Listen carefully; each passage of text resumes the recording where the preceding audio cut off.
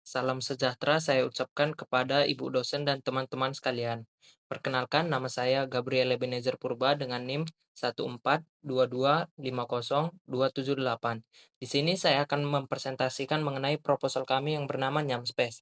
Nama ini melambangkan sebuah ruang di mana setiap orang bisa menikmati cemilan dengan rasa yang autentik. Slogan kami yaitu rasa autentik dalam setiap gigitan dan seruputan adalah komitmen kami untuk menjaga kualitas rasa yang asli bagi pelanggan. Konsep bisnis. Konsep utama dari Nyam Space adalah penyediaan comfort food.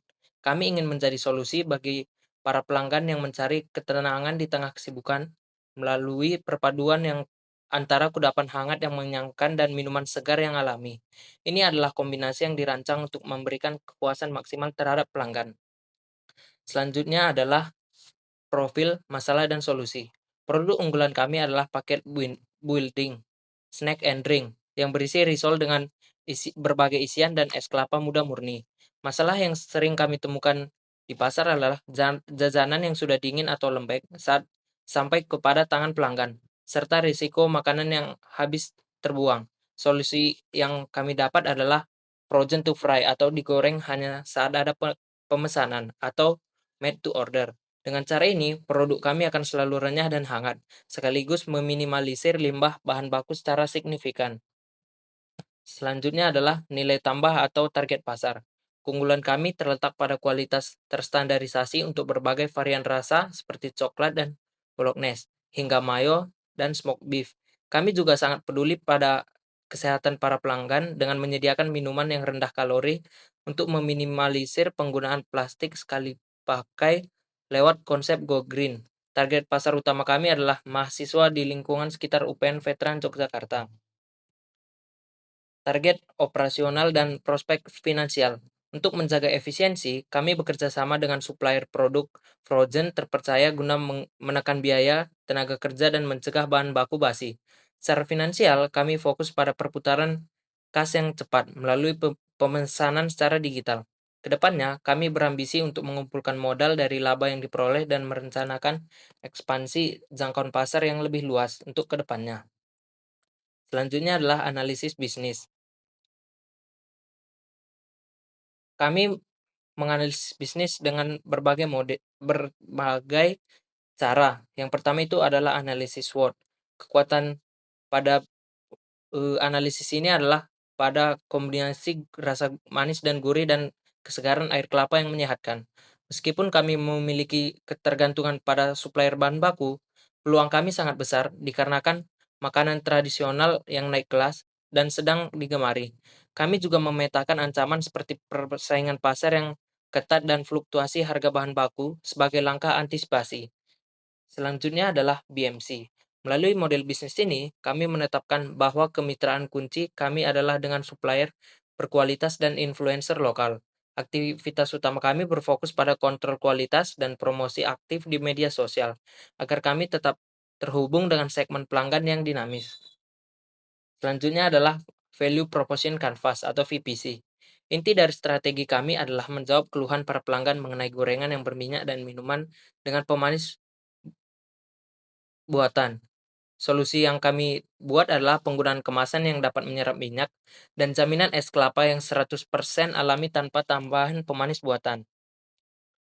Selanjutnya adalah rencana operasional. Rencana operasional kami rancang untuk memastikan setiap detail teknis mulai dari produksi hingga pengiriman berjalan dengan standar yang tinggi. Yang pertama itu adalah lokasi usaha. Lokasi penjualan utama kami berada di Expo yang bertempat di auditorium kampus UPN Veteran Jogja. Nah, risol akan digoreng langsung di lokasi agar terjaga kesegarannya. Sementara air kelapa muda akan diolah di tempat salah satu anggota kelompok kami di rumahnya. Nah, selanjutnya adalah proses operasional inti. Proses ini dimulai dengan pemesanan 50 buah risol ke supplier dengan pemilihan 15 butir kelapa yang muda yang sudah kami seleksi untuk menjamin kualitas airnya. Kami memastikan visual risol yang visual risol yang layak untuk dikonsumsi, dan setiap cup es kelapa memiliki takaran daging serta air yang konsisten, di mana satu buah kelapa digunakan untuk sekitaran 3 cup. Selanjutnya adalah rencana organisasi. Rencana organisasi kami dipimpin oleh Indra Fata Ramadhani, wakil ketuanya itu Ega, dan sekretarisnya itu ada Yasmin dan Sandi.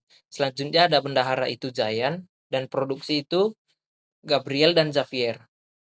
Di bagian pemasaran ada Mai Gabriela dan Najma, dan di bagian expo ada Aulia dan Sayu Putu. Nah, selanjutnya adalah pembagian tugas. Indra selaku ketua mengkoordinasikan seluruh kegiatan usaha dan mengambil keputusan untuk expo ini. Ega sebagai wakil ketua membantu ketua serta menggantikan ketua jika sedang berhalangan. Sekretaris mengelola administrasi, mencatat kegiatan dan menyusun laporan keuangan. Bendahara mengatur keuangan dan mencatat pemasukan serta pengeluaran. Di bagian produksi bertanggung jawab atas pembuatan produk, kualitas, dan stok bahan baku. Di bagian pemasaran, dapat mengelola promosi, media sosial, dan strategi penjualan. Dan di divisi expo atau event atau penjualan langsung, menangani penjualan langsung saat event bazar serta interaksi dengan para pelanggan. Selanjutnya adalah rencana pemasaran. Rencana pemasaran. Pemasaran Yum Space berfokus pada membangun identitas unik agar pelanggan tahu bahwa risol kami memiliki isian dan memiliki risol yang istimewa. Selanjutnya tujuan dan strategi offline.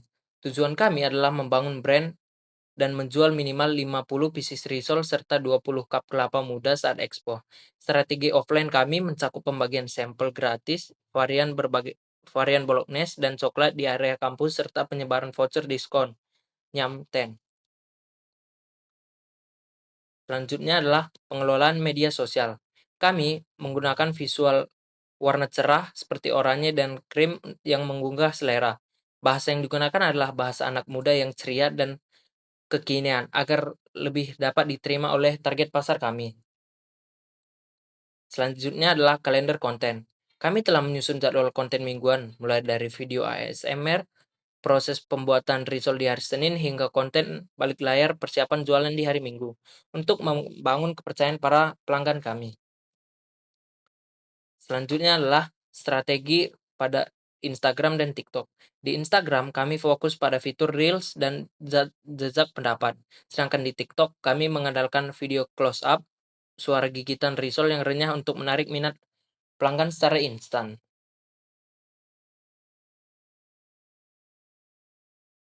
Selanjutnya adalah indikator keberhasilan. Keberhasilan kampanye kami akan diukur dari jumlah penjualan offline dan pesanan yang masuk melalui jalur online seperti WhatsApp. Selanjutnya adalah rencana keuangan. Modal awal kami sebesar 770.000. Ini berasal dari iuran mandiri seluruh anggota. Dana ini dialokasikan untuk sewa stand, dekorasi, bahan baku utama. Berdasarkan perhitungan, HPP kami sangat bersaing dan menargetkan laba bersih setelah dikurangi seluruh biaya investasi operasional. Selanjutnya adalah investasi awal. Yang pertama itu sewa stand expo 1 unit seharga 130.000, dekorasi stand 1 set seharga 50.000, stiker packing es 1 set sebesar 10.000, stiker packing risol 1 set sebesar 10.000. Kompor sudah dipunya dari teman kami, penyaring minyak, nampan, serbet, dan cooler box.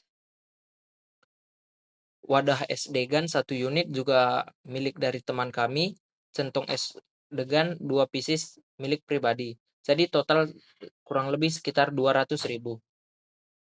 Nah, selanjutnya masuk ke biaya operasional. Risol coklat 20 pieces seharga 2.500 per pieces dengan total 50.000. Risol mayo 20 pieces dengan total 50.000. Risol bolognese 20 pieces dengan total 50.000. Risol ayam pedas 20 pieces dengan total 50.000. Degan 15 buah dengan total 150.000. Minyak goreng 2 liter dengan total 40.000, gas portable dengan total 25.000, saus saset 48 biji dengan total 16.000, gula pasir dengan total 18.000, susu kental manis dengan total 12.000, dan es kristal dengan total 20.000. Kemasan risol dengan total 20.000, cup es 14 oz dengan total 20.000, sedotan dengan total 5.000. Jadi total biaya operasional kami sekitaran 526.000. Selanjutnya adalah target output atau pieces cup. Ini de ini totalnya sebanyak 130. Bahan baku utama totalnya sekitaran 350.000. Gas minyak dengan total 65.000, saus saset dengan total 16.000, es kristal dengan total 20.000, gula pasir dengan total 18.000, susu kental manis dengan total 12.000, kemasan dengan total 45.000, total HPP sebesar 526.000. HPP per unit itu dengan total 11.892. Selanjutnya risol asin dengan total 330.000, risol coklat dengan total 100.000, es degan dengan total 350.000 dengan total omset mencapai 780.000. Estimasi laba penjualan sebesar 780.000, HPP sebesar 526.000, laba kotor sebesar 254.000, investasi awal sebesar 200.000, dan laba bersih sekitaran 54.000. Break even point dalam rupiah, total biaya tetap 1 kurang total biaya variabel dibagi total harga jual, sama dengan 200.000 per 1 kurang 526.000 per 780.000, atau sama dengan 200.000 per 0,3256, sebesar 614.173. Dengan rasio BEP 614.173 per 780.000, sama dengan 0,79. Produk risol asin dengan BEP per unit 47, risol coklat dengan BEP per unit 16, es kelapa muda dengan BEP per unit 40. ROI, Return on Investment, laba bersih per biaya investasi kali 100%. 54.000 per 770.000 kali 100% sama dengan 7,01%. Rencana kegiatan. Nama dan jenis usaha. Nyam Space, jenis usaha reseller makanan dan minuman ringan. Tujuan kegiatan.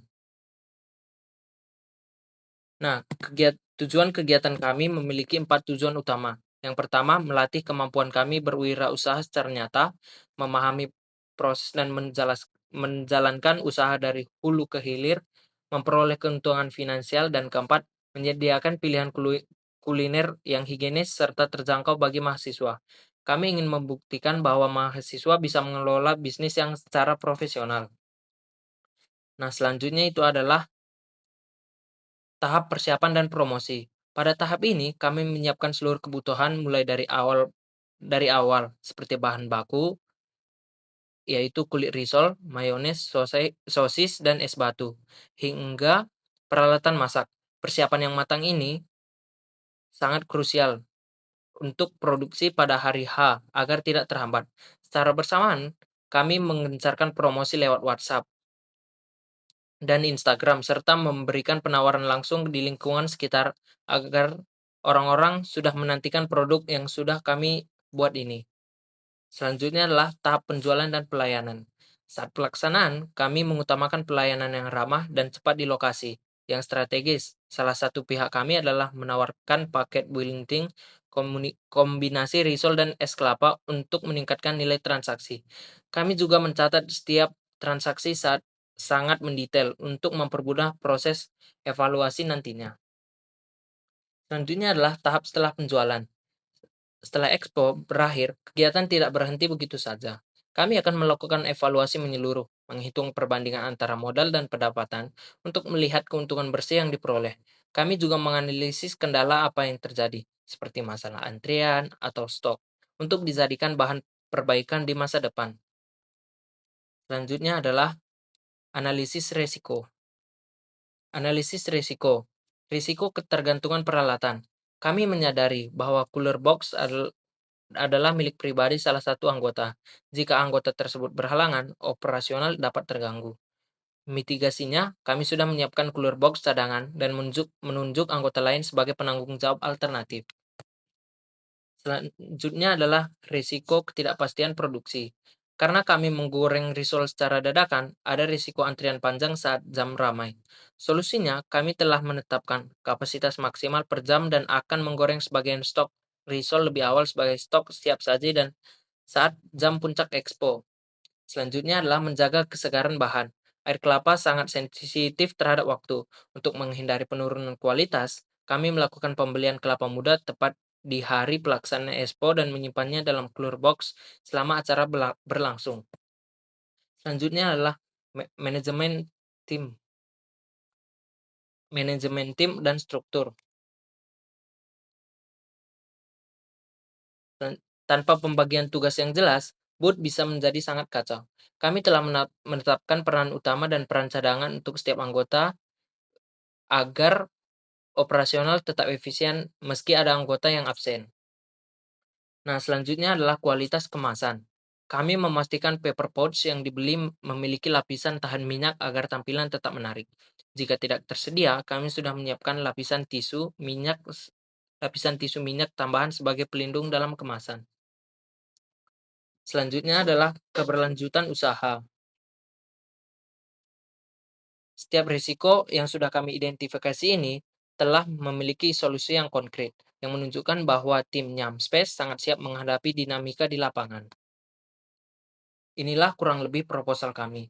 Mohon maaf jika ada kesalahan kata dalam penyampaian ini. Mohon maaf. Sekian dan terima kasih.